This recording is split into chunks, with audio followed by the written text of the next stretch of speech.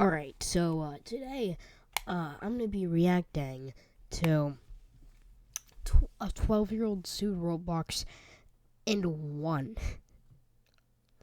This'll be an interesting watch. A few years ago, me and my friends were... Oh yeah, credit to Ruben Sim for creating this video. It's awesome, incredible video here. I liked and subscribed. Cheated out of $100. We created an ad to promote our Roblox game on the website and had it approved by moderation. But Roblox ended up changing their minds and deleted our ad only after we had paid 10,000 Robux for it to run. We asked for a refund and we didn't get one. I made a video about this, and one of the biggest questions people had was, why can't you just sue Roblox? The answer is because all of us have technically agreed to the terms of service, the excruciatingly long contract that lets Roblox do basically whatever they want for any reason, or even no reason. They have unfettered discretion to delete your items, your games, your account, and apparently your advertisements, regardless of how much you paid for them. Also included is an agreement that you can't sue them. Wow, go figure. Instead, you have to go through mandatory informal dispute resolution, followed by arbitration. Concepts that I'm sure all of the 10-year-olds on Roblox are very familiar with. But what if I were to tell you that this legally binding document may not apply to everyone? In fact, there's a loophole that applies to nearly half of Roblox's users, one that's cost Roblox a significant amount of money. This is the story of the 12-year-old girl who cost Roblox $10 million. That's a lot. Okay, we have a quick little animation. Nope, just a bunch of pictures. A dark house. Oh, okay, an iPad kid. Jane Doe discovered Roblox in 2019, when she was just 10 years old. She pulled up the sign-up page where she entered her birthday, username, password, and gender, and right above the bright green sign-up button, a fine print read, "By clicking sign up, you are agreeing to the terms of use." That's right, all 30 pages of college-level legalese. It's only a 2-hour read for an adult. I'm serious. Roblox believed, and likely still believes, that this is a perfectly valid, legally binding procedure. Hint, it's not. I want to give a huge shout out to War Thunder for making this video possible. This is a free AAA military action game that simulates battles between vehicles, 100,000 silver lions, and 1-week rentals for the P40E1 and M4. You better hurry though, this offer ends soon. Jane Doe signs up for Roblox, and like many children her age, she's hooked. She customizes her avatar using the handful of free items, but eventually grows tired of her small selection and asks her parents to start buying her Robux. With her new allowance, Jane goes on a virtual shopping spree. Over the next 2 years, she would continuously expand her virtual wardrobe, until one day, she logs in and realizes several of her items are missing. Roblox had suddenly removed products she'd paid for with no warning, no notice, and worst of all, no refund. Why would Roblox do this? These items were completely in line with Roblox's rules. Besides, as far as Jane knew, all items had to be pre-screened by moderation. It seemed wrong for Roblox to approve items, let people spend money on them, and only then decide to remove them without even offering a refund. As more and more items vanished from Jane's inventory without any explanation, Jane decided to spend more Robux to replace items that she thought would be hers permanently. This process created a cycle of spending that slowly drained money from her account and her dad's wallet.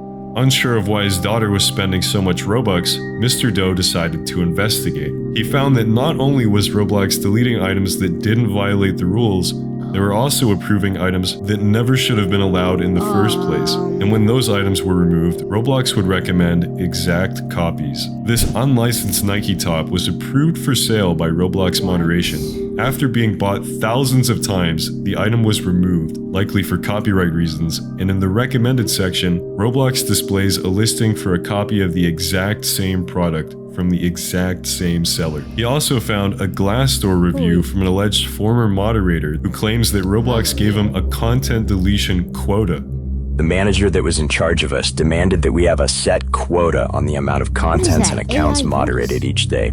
even going as far as to banning users off the platform who'd clearly done nothing that violated our trust and safety policies. The way we were required to treat the platform's users just to meet the required quota was the last straw.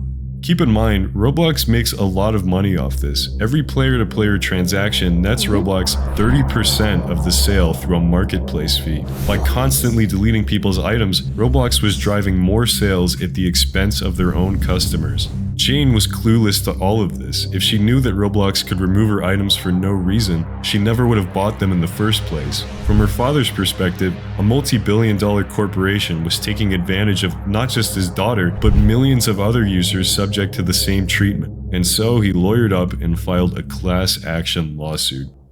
You can think of civil court cases like these as tennis matches between lawyers. Wait, so it wasn't actually the 12-year-old? It wasn't actually the iPad kid? Corporation was taking advantage of not just his daughter, but millions of other users subject to the same treatment. And so he lawyered up and filed a class action lawsuit. Okay, so you can think of civil court cases like these as tennis matches between lawyers. But I will take advantage of that. The plaintiff makes the first serve by filing a complaint outlining all the reasons why the defendant deserves a lawsuit. Then the defendant can return the serve by filing a motion to dismiss. The plaintiff can file a response to this motion, and the defendant can enter a final reply. And from here, the judge will decide if the case should be dropped. If the case is dropped, it's over. Everyone goes home.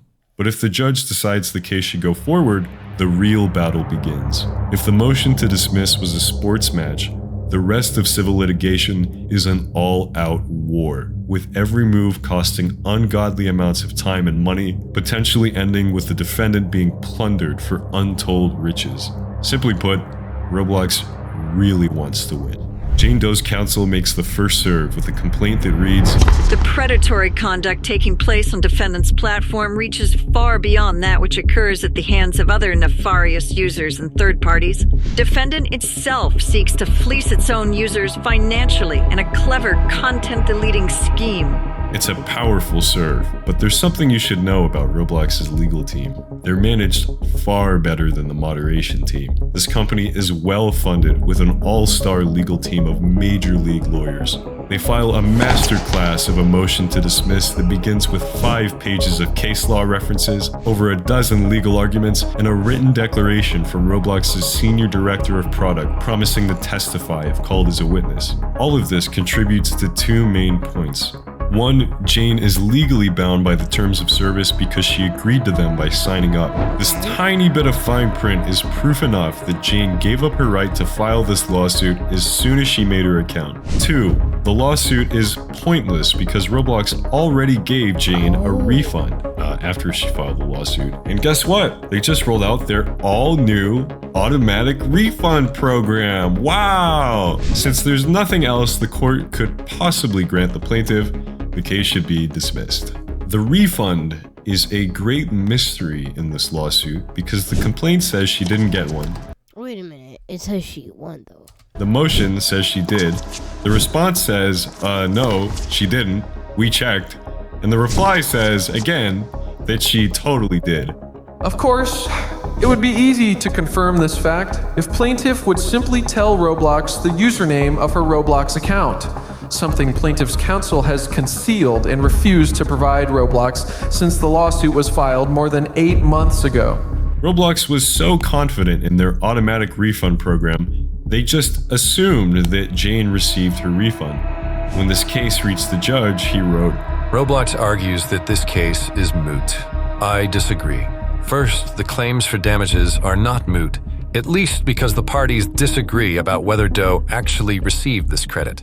Additionally, a voluntary program whose full scope is not yet known is less certain to remedy harm than a judicial judgment." Okay, so Roblox lost the mootness argument, but what about the terms of service? This is probably one of the most important legal arguments Roblox has at its disposal. Most of their motion hinges on the terms legally applying to Jane. She signed up, so technically she agreed, right?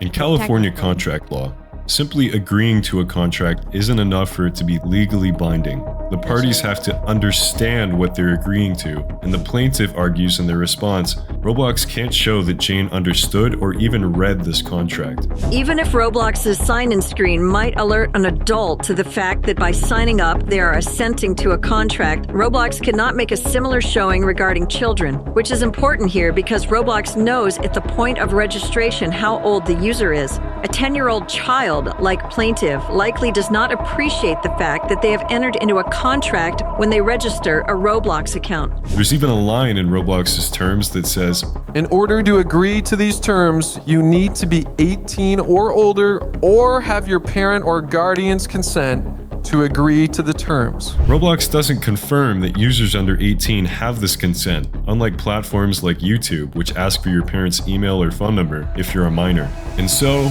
in their final reply, Roblox simply says that, although she contends otherwise, plaintiff assented to the Roblox terms and is therefore bound by them. Nice. And the Honorable William H. Orrick rules in favor of... Oh, wow. Okay. Jane. The judge writes, She was 10 years old. Roblox knew her age. It did not require her to get an adult's permission or supervision, and the only sign that she was agreeing to complicated terms of use was a not-so-conspicuous disclaimer above a bright green sign-up button. Here, both putative contracting parties were aware that Doe was a minor. In light of that fact, it is unreasonable to conclude that she manifested objective assent to be bound.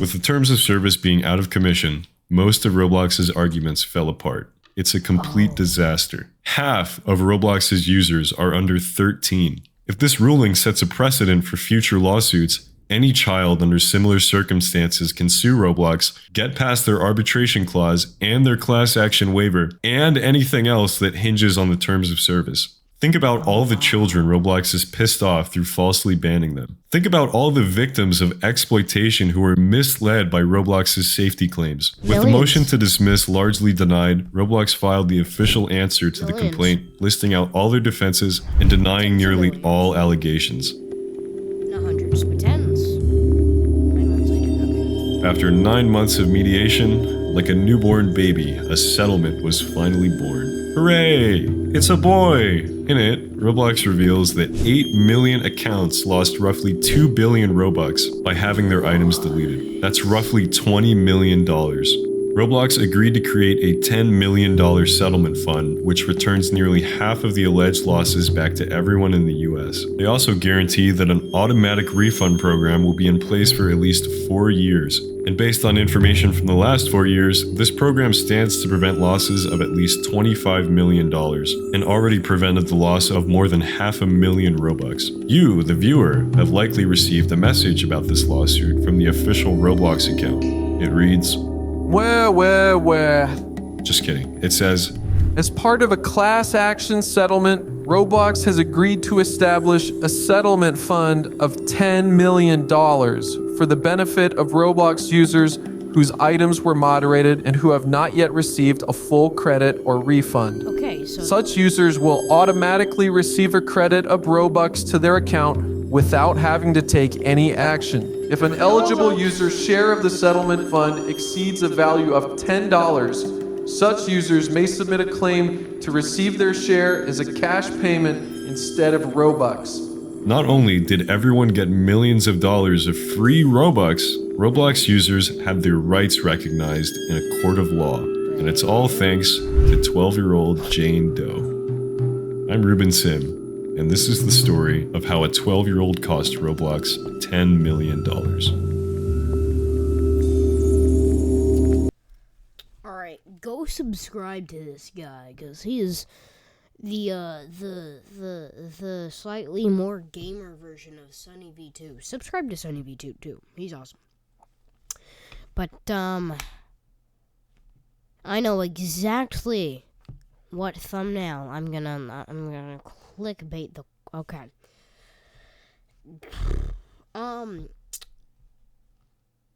Okay.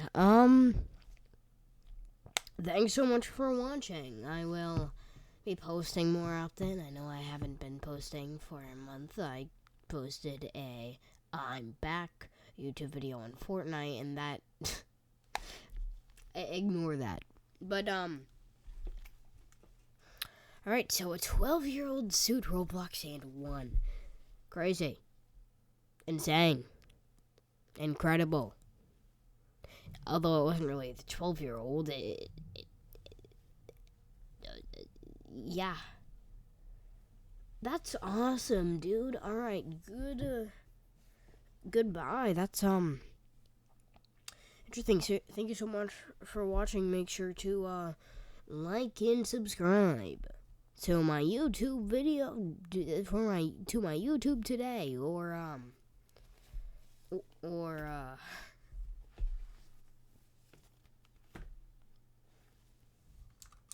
or this spider will crawl into your bed tonight.